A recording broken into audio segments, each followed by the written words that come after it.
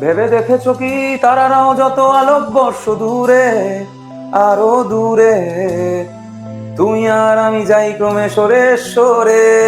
আমাদের যে এই ইউনিভার্স রয়েছে সেখানে যে বিভিন্ন গ্রহ নক্ষত্র ওগুলো রয়েছে তাদের মধ্যে যে ডিস্টেন্স, অর্থাৎ এই যে স্টেলার